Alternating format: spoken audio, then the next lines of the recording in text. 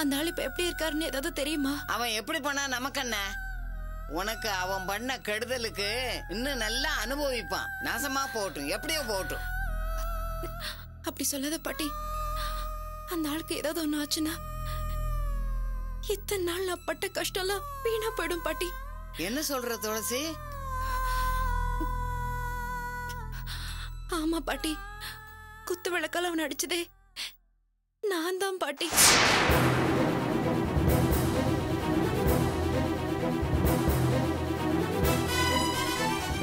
துளசி,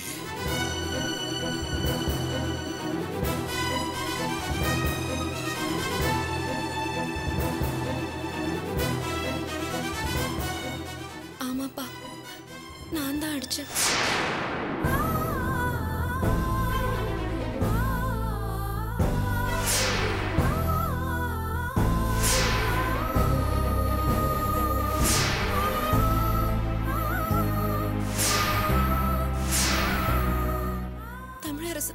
இதை யார்கிட்டயும் சொல்ல வேணாம், சொன்ன பிரச்சனை ஆயிடும் சொல்லி என்ன கூட்டிட்டு போயிட்டாரு.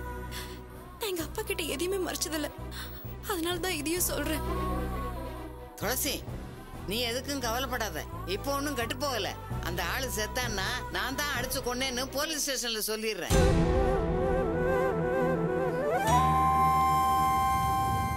துளசி, வாங்க. அப்பா, இவர் தமிழரசோட ஃப்ரெண்டு. வணக்கம் சார். வணக்கம்பா. துளசி, வேலாயத்தை அடிச்சது நான் தான் தமிழரசு போலீஸ்ல ஒத்துக்கிட்டு சரண்டர் ஆயிட்டாமா?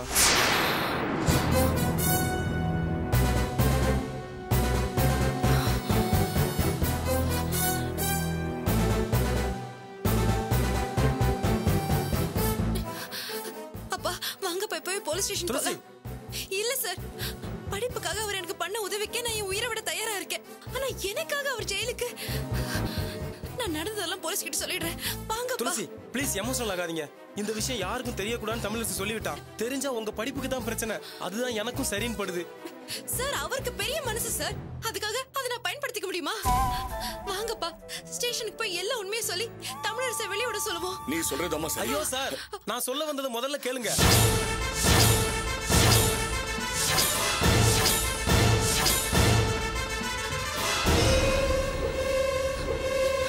தமிழ எஸ்ஐகள் போட லாயரை வச்சு ஜாமீன்ல எடுத்தாச்சு. இப்ப வெளியில தான் இருக்கான். எந்த பிரச்சனையும் இல்ல. போதுமா? சார், அவர் ஜாமீன்ல தானே வந்திருக்காரு. மொத்தமா பிரச்சனைல இருந்து விலகலையே. வேணா சார், என்னால அவருக்கு எந்த பிரச்சனையும் வரக்கூடாது. நீங்க பதட்டப்படுறது எனக்கு புரியாம இல்ல. நியாயம் நம்ம பக்கம் இருக்கு. அப்படி இல்லனா ஒரு நியாயமான எஸ்ஐ இந்த கேஸுக்கு நமக்கு சப்போர்ட்டா வருவாரா?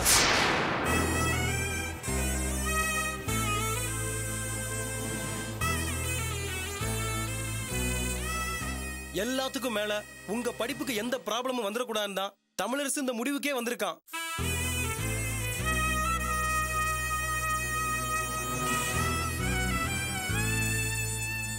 இப்ப நீங்க ஸ்டேஷனுக்கு போனீங்கன்னா இது வரைக்கும் தமிழரசு உங்களுக்காக பட்ட எல்லா கஷ்டமும் வீணா போயிடும். இதுக்கு மேலையும் நான் ஸ்டேஷனுக்கு போவேன்னு அடம் பிடிச்சீங்கன்னா தமிழரசை பார்த்துட்டு அப்புறமா போங்க. ஏன்னா இது தமிழரசு எடுத்த முடிவு. தமிழரசு மேல நீங்க மரியாதை வச்சிருக்கீங்கன்னு நான் நம்புறேன்.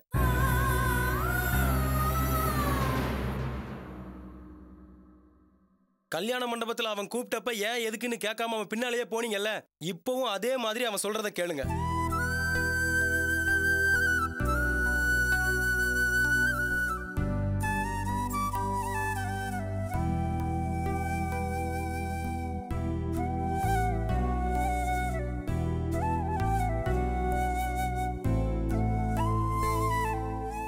துளசி, தமிழரசு சார் எதையுமே யோசிக்காம செய்ய மாட்டாரு.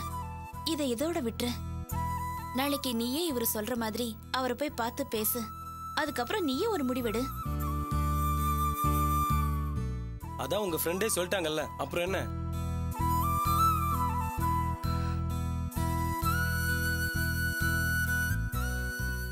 சரி, நான் வரேன் துளசி. சார் வரேன் சார்.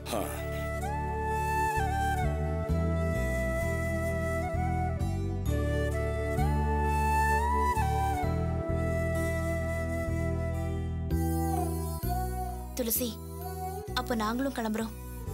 மனசை போட்டு குழப்பிக்காத, எல்லாம் நல்லபடியா நடக்கும். நான் வரேன். வரேன் அங்கிள். போயிட்டு வரேன் பாட்டி. துளசியை பாத்துக்கங்க அங்கிள்.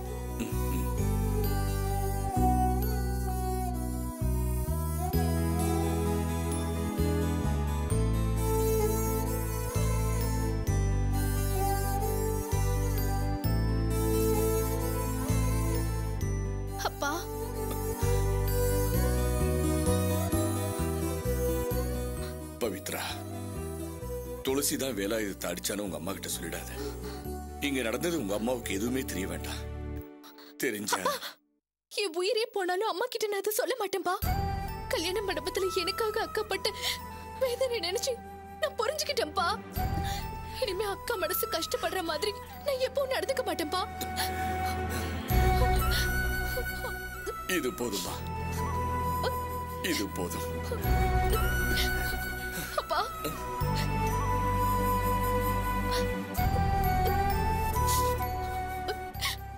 அப்பா, இனிமே என்ன அம்மாவை மோகனை வருத்த மாட்டீங்கல்ல?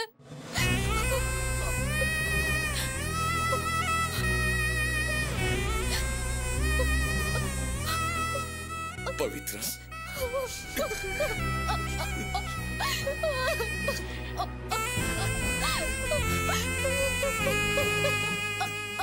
பவித்ரா, நான் துளசிக்கு பண்ண பாவமே போதும்மா. உங்களெல்லாம் வெறுக்க மாட்டேன். தப்புன்னா அதுல ஏன் தப்பு இருக்கு? இனிமே இந்த வீட்டுல யாரும் யாருக்காகவும் அழ வேண்டாம்மா.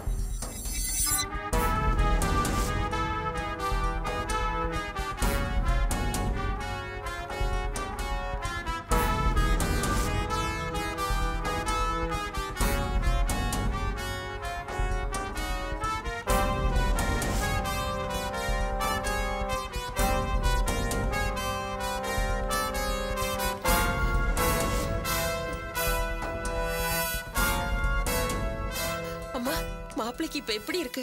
எனக்கு கல்யாணம் நின்னு போச்சேங்கிற கவலை விட மாப்பிளைக்கு இப்படி ஆயிடுச்சேங்கிற வருத்தம் தான் நிறைய இருக்கு. நீங்க கவலைப்படாதீங்கம்மா, மாப்பிளைக்கு ஒண்ணும் ஆகாது. துளசியை நினைச்சு நீங்க ஒண்ணு கவலைப்பட வேண்டாம். அவ வீட்டுக்கு வந்துட்டாமா. நாம பயந்த மாதிரி அவ போய் எவனையும் கல்யாணம் பண்ணிக்கல.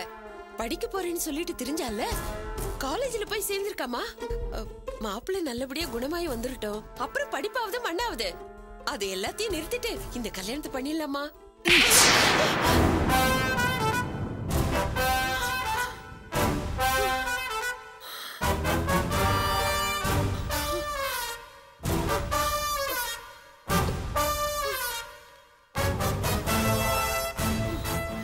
என்ன தைரியம் இருந்தா என் முன்னாடி வந்து இப்படி பேசுவ? ஐயோ, அதெல்லாம் இல்லம்மா. நான் உண்மையிலேயே உங்க மேல வச்சிருக்கிற மரியாதையிலதான். என்னடி பொல்லாத மரியாதை? என்ன இது? ஆஸ்பத்திரியில இருந்துட்டு இந்த மாதிரிலாம் பண்ணிக்கிட்டு கொஞ்சம் பேசாம இரு. நீங்க பேசாம இருங்க. நாம எந்த நிலைமையில இருக்கோம்னு கூட தெரிஞ்சுக்காம இங்க வந்து நம்ம வயிற்றுல குடிக்கிற மாதிரி பேசுறா பாத்தீங்களா? மரியாதை வச்சிருக்காளா? மரியாதை?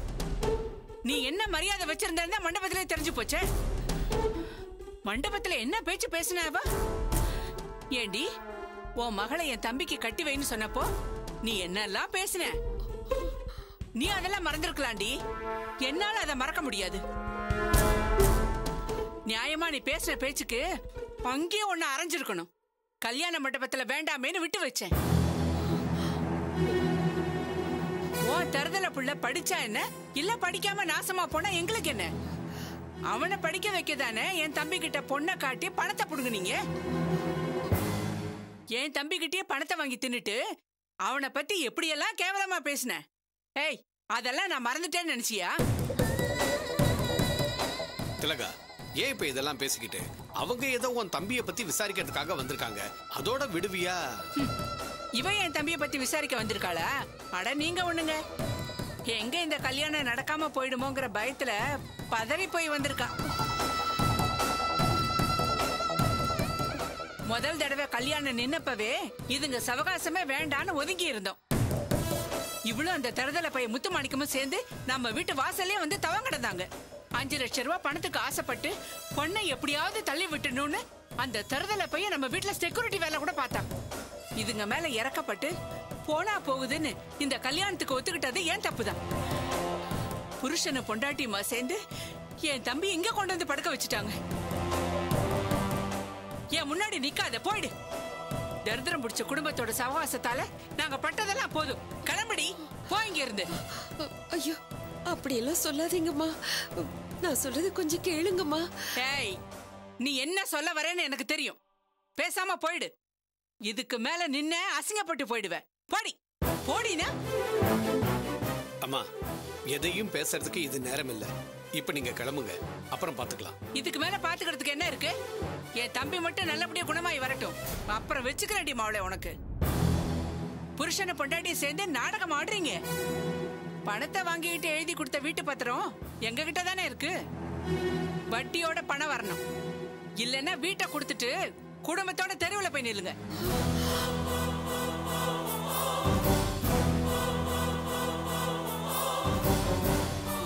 என் கண்ணு முன்னாடி நிக்காத, போடி.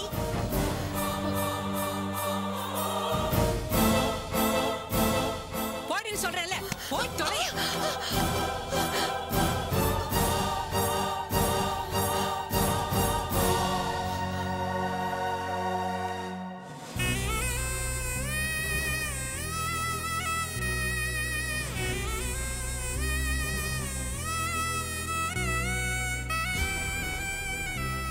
மண்டபத்துல என் தம்பியை பத்தி அவ்வளவு பேசிட்டு எந்த மூஞ்சி வச்சுட்டு இங்க வந்தான்னு தெரியலையே. திலகா, நீ ஏன் அனாவசியமா எமோஷன் ஆகுற?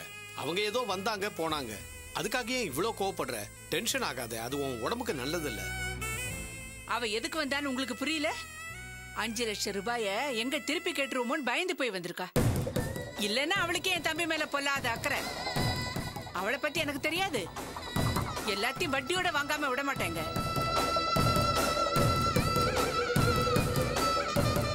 அக்கா, அந்த போலீஸ்கார பையன் ஆனந்த நம்ம இடத்துல தான் கட்டி போட்டு வச்சிருக்கோம். என்னக்கா பண்றது? அதான் எல்லாம் முடிஞ்சு போச்சேடா. போய் அவுத்து விடு. அவனை வச்சுட்டு சோறா போட போறீங்க? வா.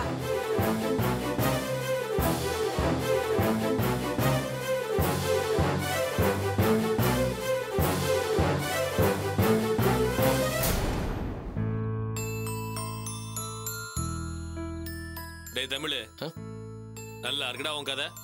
நடக்காத உன் ஃப்ரெண்டு கல்யாணத்துக்கு போயிட்டு வரக்கே உனக்கு எவ்வளோ நேரம் ஆயிடுச்சா? நிச்சயதார்த்தத்துக்கே நீ வருவியா மாட்டியான்னு அம்மாவுக்கு பிபி எகிடுச்சு. நாங்க தான் அந்த டென்ஷனை தாங்கிட்டோம். அம்மா பாவம் இல்லடா. அது சரி, அந்த பொண்ணோட விருப்பத்தை தெரிஞ்சுக்காம தான் அந்த கல்யாணத்தை ஏற்பாடு பண்ணியா? இனிமே பண்ணி வைக்கிற கல்யாணத்தையாவது ஒழுங்கா பண்ணி வை. ஏ புவி, அண்ணனா லட்சணமா ஏண்டா இப்படி ஊர்வம்புக்கெல்லாம் போறேன்னு சொல்லி அவனை கண்டிக்காம என்னமோ அவனை விசாரணை பண்ணிக்கிட்டு இருக்க? பின்ன என்னமா பண்ண சொல்றீங்க? போனதெல்லாம் போட்டோம். இனிமே இந்த மாதிரி கருமம் முடிச்ச வேலைக்கெல்லாம் போகாத. இதுவே முதலும் கடைசியுமா இருக்கட்டும். அட என்னம்மா நீ, நம்ம கிட்ட வரவங்க கல்யாணம் நடக்கும் நம்பி வராங்க. என்ன நம்பி வரவங்கள கைவிட முடியுமா? டேய் வாய முடுற. இத்தனை நாள் நீ எப்படியோ இருந்துட்ட, இனிமே அந்த மாதிரிலாம் இருக்க முடியாது. இப்ப மட்டும் எனக்கு கும்பா மொழிச்சுக்குது. டேய், உனக்கு நான் எப்பேற்பட்ட இடத்துல இருந்து பொண்ணு பாத்திருக்கேன். உனக்கு பெரிய இடமா தான் பாப்பேன்னு சொல்லி வச்சு நான் பாத்திருக்கேன். சும்மா இல்ல, பெரிய கோடீஸ்வரம் வீட்டு மாப்பிள்ளை ஆக போறடா நீ. அவங்க கௌரவத்தை காப்பாத்துறதுக்காகவாவது இனிமே இந்த மாதிரி வேலைக்கெல்லாம் போகாத, புரியுதா? சரி சரி, நீ இங்கேயோ உட்காரு. உனக்கு திஷ்டி சுத்தி போடணும், போய் மண் எடுத்துட்டு வரேன். சுத்தி போட போறியா? மா பேசாம வந்து உட்காருமா. ஊர்ல அவனவங்க 1008 வேலை இருக்கும். என்ன கண்டு வைக்கிறது அவங்களுக்கு வேலையா? அப்படி சொல்லாதடா. இந்த நிச்சயதார்த்தத்துக்கு நீ வர்றதுக்கு கொஞ்சம் லேட் ஆனதும் இந்த கல்யாணமே நடக்காதுன்னு நம்ம பக்கம் இருக்கிறவங்களே கணக்கு போட்டாங்கடா. எப்படியோ கடைசி நேரத்திலயாவது நீ வந்து அவங்க வாயை அடைச்சியே. நீ இரு, நான் வரேன்.